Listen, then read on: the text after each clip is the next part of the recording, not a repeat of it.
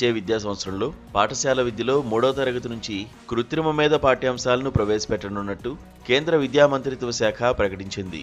Digital టెక్నాలజీల ఏకీకరణతో రూపొందే ఆర్థిక వ్యవస్థ అవసరాలకు అనుగుణంగా భావి శ్రామిక శక్తిని తీర్చిదిద్దే లక్ష్యంతో పాఠశాల స్థాయి నుంచి ఏఐ పాఠ్య ప్రణాళికను అమలుపరచనున్నట్టు కేంద్రం వెల్లడించింది.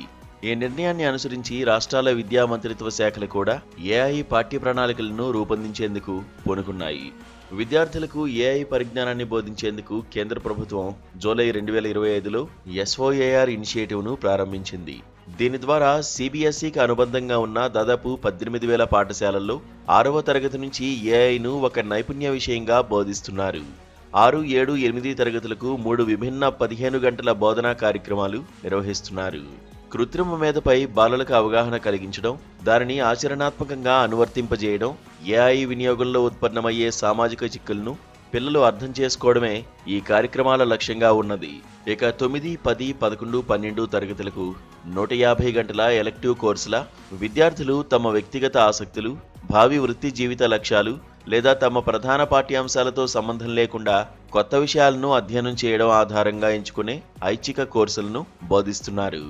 చాలా కొద్ది విశ్వవిద్యాలయాలు ఈ ఏడాది సైన్స్, ఇంజనీరింగ్ విద్యార్థులకు ఏఐ కోర్సులను తప్పనిసరి చేశాయి.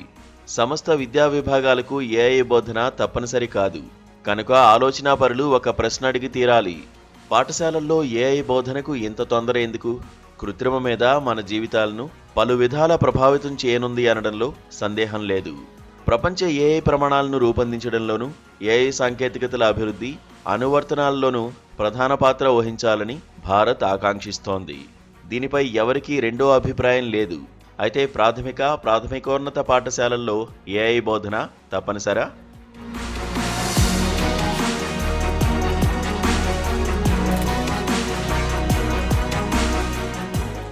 డిజిటల్ అంతరాలను తగ్గించేందుకు గ్రామీణ ప్రాంతాల వనరులు తక్కువగా ఉన్న సామాజిక వర్గాల విద్యార్థులకు అవకాశాలను అందించేందుకు SOAR ఇనిషియేటివ్ ఇతోధికంగా తోడ్పడుతుందని ప్రభుత్వ ప్రకటన పేర్కొంది.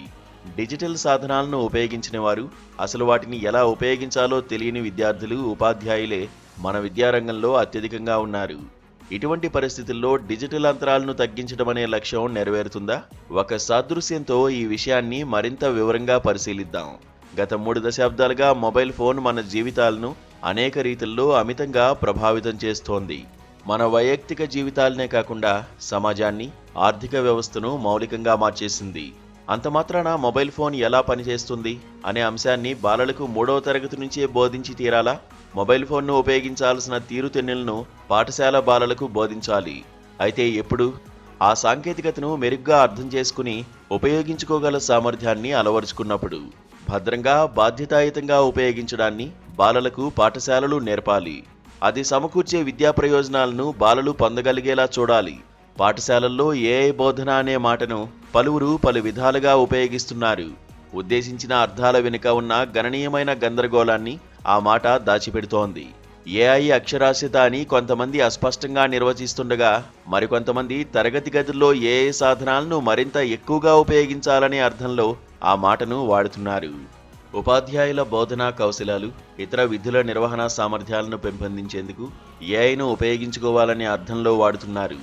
వ్యక్తిగతీకరించిన అభ్యాసం, పర్సనలైజ్డ్ లెర్నింగ్, ప్రతి విద్యార్థి ప్రత్యేక అవసరాలు, ఆసక్తులు, సామర్థ్యాలను తీర్చడానికి బోధనా పద్ధతులు, బోధనాంశాలను అనుకూలంగా చేసే విద్యా విధానం గురించి ఏఐని అభివృద్ధి పరుస్తున్న నిపుణులు మాట్లాడుతున్నారు. ప్రభుత్వం కూడా విద్యార్థి వ్యక్తిగత విద్యా పురోగతి గురించి మాట్లాడుతోంది. ఈ అయోమయ పరిస్థితిలో సమగ్ర అవగాహనతో ఏఐ సాధనాలను ఉపయోగించడాన్ని, బాలలకు ఏఐని బోధించడం నుంచి తప్పనిసరిగా వేరు చేయాలి.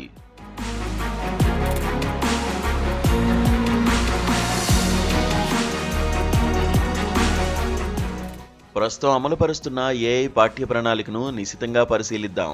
ప్రాథమికోన్నత పాఠశాల ఏఐ పాఠ్య ప్రణాళిక 3 ఏఐ సాంకేతిక విభాగాలను ప్రవేశపెట్టింది. అవి కంప్యూటర్ విజన్, సహజ భాషా ప్రాసెసింగ్, స్టాటిస్టికల్ డేటా. 7వ తరగతి పాఠ్యపుస్తకం సుస్థిరాభివృద్ధికి, పరిస్థితులను అనుకూలపరచడంలోనూ, సామాజిక అభివృద్ధి సాధనలోనూ ఏఐ వినూత్న పాత్ర గురించి ప్రముఖంగా ప్రస్తావించింది. ఐక్యరాజ్య సమితి సుస్థిరాభివృద్ధి లక్ష్యాలు, సిస్టమ్స్ థింకింగ్, సమస్యల పరిష్కారానికి సమగ్రమైన రీతిలో ఆలోచించడం, సిస్టమ్స్ మ్యాప్స్ మొదలైన భావనలకు కూడా ప్రాధాన్యమిచ్చింది. 8వ తరగతి విద్యార్థులు ఏఐ ప్రాజెక్టులు, ఏఐ నైతికత, బాధ్యతాయుతమైన ఏఐ ఆచరణల గురించి నేర్చుకుంటారు. 9వ తరగతి పుస్తకం ఏఐకు అవసరమైన గణితం, జనరేటివ్ ఏఐ గురించి చర్చించింది. 10వ తరగతి పాఠ్యపుస్తకంలో పర్యవేక్షించని అభ్యాస నమూనాలు, క్లస్టరింగ్, న్యూరల్ నెట్వర్క్లు మొదలైన అంశాలు ఉన్నాయి. ప్రశ్న ఏమిటంటే, ఈ అంశాలన్నిటినీ పాఠశాల స్థాయి బాలలు అర్థం చేసుకోగలరా?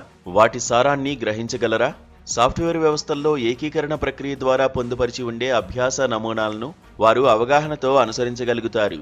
తాము నేర్చుకుంటున్న గణితం, సైన్స్తో వీటిని వారు ఎలా జోడించగలుగుతారు? సుస్థిరాభివృద్ధి లక్ష్యాలు, సామాజిక అభివృద్ధి అనే అంశాలను బాలలు ఎలా అర్థం చేసుకుంటారు? సిస్టమ్ మ్యాప్స్ను వారు ఎలా ఉపయోగించుకోగలుగుతారు? ఈ భావనలు, పద్ధతులను అర్థం చేసుకునేందుకు మానసిక పరిణతి అవసరం. మరి వాటిని బాలలకు సుబోధకం చేసేందుకు ఎటువంటి బోధనాశాస్త్ర విధానాలు అవసరమవుతాయి?